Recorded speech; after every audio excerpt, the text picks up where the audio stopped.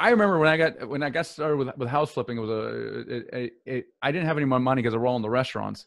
But at the opportunity, this was back in 2009, the amount of foreclosures was huge. And in 2009, about a year and a half after the recession, the retail market was really recovering. So there's this giant hole. You can buy this house for like $80,000, put $30,000 into it, and sell it for like $170,000. I was like, oh my gosh, I gotta get me some of that. I didn't have any more money, so what I decided to do was to kind of go and see if someone would co-invest with me. So I would, it was 6-month loan. I would pay 12% interest, and someone, I think my father-in-law, my brother-in-law invested. I was like, oh my gosh, and then some other people I didn't know started to invest. I was like, this giant light bulb went off in my head that I could do stuff without my own money. Like, it blew my mind.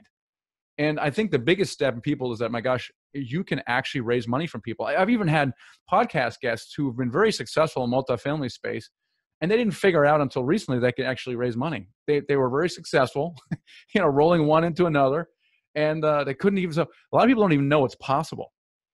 And that's the biggest thing is, oh my gosh, I can raise money from, and then you got to get over other mindsets like, oh gosh, I feel very uncomfortable taking money from friends and family. It would make for very uncomfortable Thanksgiving dinners, if I lost their money, which is true, but there's ways you can get around that. The actual probability of you losing someone's money in a multifamily space, if you're educated, you have a good property manager, is close to zero. Now, you might not make as much money as you projected, and that's fine. That happens as well. But the downside risk, if you do all those things, is fairly limited. And once you get past that, you're like, okay, Michael, I'm on board. How do I do it? There's another issue, which is, so let's say I don't have a deal, so I can't go raise money because I don't have a deal. I see that's a problem. Now, let's say someone is dumb enough to accept my LOI and my contract, and now I have 45 days to close. There's not enough time for me to raise the money, which is also true. And they go, see, can't be done, right? It can't be done. So don't worry, we have a solution. It's called the sample deal package. The sample deal package is an investor. It's a deal package for investors.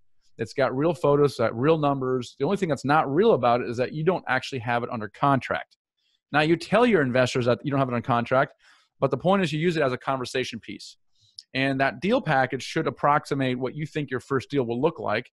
And you take that and you present that to the investor. Here's some of the terms. It's a 5-year hold. The returns are 10 to 15%. It's about this big. It's going to be located here. We're going to have property management company XYZ manage it. And then you address their major questions, which is, well, why should I invest with you? Why should I invest in multifamily? What are the risks? And so you get these things out of the way, which sometimes can take a meeting. It could take weeks. It could take months. It really depends on you and the relationship with the investor. But the point is then you get them comfortable with this deal, and they might review the deal and then get back to you with questions. You get those out of the questions. And then you want to stay in touch with the investor. And then let's say 2, 3, whatever, 4 months later, you actually get a real deal. Well, now, and so what you want to do through using a deal package, you want verbal commitments from people. You want to say, okay, if you find me a deal that looks substantial like this, I'd be interested for $50,000, $75,000, or whatever. You want to try to get some kind of verbal commitment. And as you're tracking all your conversations you have with people, let's say you got 5 people at $50,000 verbally committed, which doesn't really mean much. At the end of the day, it's not contractually binding, but now you have $250,000 behind you, right? I mean, wouldn't that allow you to make offers more confidently for, say, $1 million property? Yeah, I think it would, right? So, yeah. And so before, I'd be like, my gosh, I don't know if I should make an offer on $1 million property. I don't have any money behind me. I mean, I would feel like stressed out. I wouldn't even make an offer, frankly, and most people don't.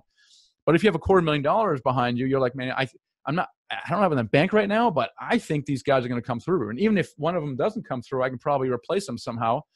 And so now what happens is you have these verbal commitments. You get a real deal under contract. You create a real deal package, which looks substantial like the other one. You send it to your investors. They go, oh, this looks familiar. And they might have some minor questions about why is it like this or why is it like that. But they've already gotten the major ones out of the way. And so now you can raise $250,000 within a matter of days. Isn't that a much better way to go about it? No doubt. I really like the deal package idea. I'd read your stuff a long time ago, just how you lay that out for people and make that, it just makes sense, right? I mean, and it also while you're talking to that investor, I like, it's kind of in front of you too. If you're not really familiar with talking about this stuff, when you're talking to them about it, you have the information in front of you to help you remind you even, of what to say and how to walk through it. And most of it's going to answer their questions, as you go.